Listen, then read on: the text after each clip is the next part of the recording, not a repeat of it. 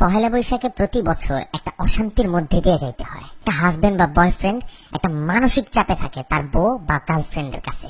এমনই একটা গার্লফ্রেন্ড যখন তার বয়ফ্রেন্ডকে পহেলা বৈশাখ নিয়ে কথা বলে তখন, জান একটু আসো না, কথা আছে। বলো। আচ্ছা বলো তো, কোন শাড়িটা সুন্দর, এইটা না ওইটা?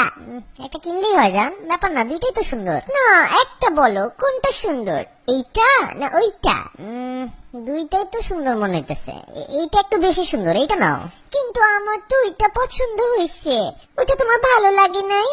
বাবু এত কাজ করতেছি বাবু, সারাদিন কাজ করছি, এখনো কাজ করতেছি, আমার মাথায় তো কাজ নিয়ে একটা টেনশনের মধ্যে থাকে না, দেখতেছো না? তোমার যেটা ভালো লাগে সেটা নাও, জিজ্ঞেস করছো বলে দিছি।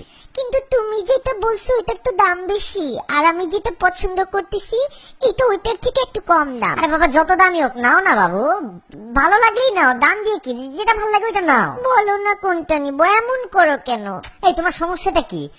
দুই দিন আগে জিজ্ঞেস করলে দেশি মুরগি কিনবো না ফার্মের মুরগি, তোমার বললাম ভাই তুমি ফার্মের মুরগি কিনো, তুমি গিয়ে কিনে আনলা 4টা দেশি মুরগি 4টা ফার্মের মুরগি, ইচ্ছাটা তো তোমারই পূরণ হইলো তাই না? তারপর জিজ্ঞেস করলা লাল শাক কিনবো না পালং শাক কিনবো, ভয়ের চোটে কোনো কথাই বলি নাই, কিনে আনলা লাল শাক, যদি বলতাম পালং শাক তাহলে দুইটাই কিনে আনতা। আজকে আবার শুরু করলা শাড়ি নিয়ে, পাইছোটা কি আবার তুমি? ও মা, একটা শাড়ি কিনবো তোমার জন্য, সাজবো তোমার জন্য, একটু সুন্দর হবো, একটা পয়লা বৈশাখের একটা ফিলিংস আছে না, একটা ঝাঁকানাকা আছে না, সেটাও কি জিজ্ঞেস করলে দোষ? কথা তো একটা শাড়ি পর্যন্ত লিমিট থাকতেছে না।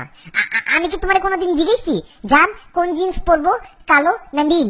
জান কোন টি শার্ট পরবো, হাফাতা না ফুলাতা? জান কোন জুতা পরবো, এইটা পরবো না ওইটা পরবো? জিজ্ঞেসি তোমার কোনোদিন? ভালোবাসি দেখেই তো জিজ্ঞেস করি তোমাকে, এমন করো কেন? জান জিজ্ঞেস করার তো একটা লিমিট থাকে জান, তুমি তো এই লিমিটের গোষ্ঠী উদ্ধার করে ফেলছো। আমি তো ফোন কিনছিলাম কাজের জন্য, কিন্তু আমার মোবাইলটাকে তুমি একটা দোকান বানাই দিছো। কোনোদিন যদি আমার ফোন চেক করো মনে করবা অন্য মেয়েরা পিক পাঠাইছে, ওইটা নিয়েও একটা গ্যাঞ্জাম শুরু করবা, এটা কে পাঠাইছে, এটা কবে পাঠাইছে, না আমি তো পাঠাই নাই।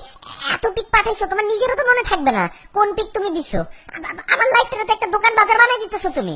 এত সিম্পল একটা ব্যাপারকে এত বড় করতেছো তুমি।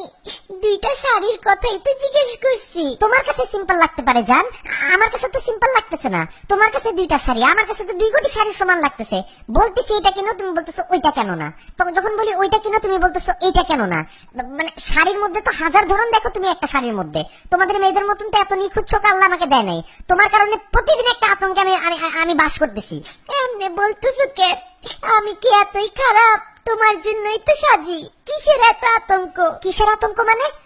পয়লা বৈশাখ কেবল যাইতেছে, আমি যদি আজকে পরকিয়া করতাম এত আতঙ্কে থাকতাম না যতটা তোমার প্রশ্নের আতঙ্কে থাকতো। আমার প্রত্যেক দিন একটা নতুন আতঙ্ক নিয়ে আসো। তোমার পায়ে পড়ি যান, তোমার যেই শাড়ি পছন্দ সেই শাড়ি কিনো। তুমি কলা পাতা পেঁচাও যদি পরো আমার কাছে ওইটাও সুন্দর লাগবে। দূর একটা ফালতু, তুমি যাও তো, মুডটাই নষ্ট করে দিলা, অসভ্য কথাকার।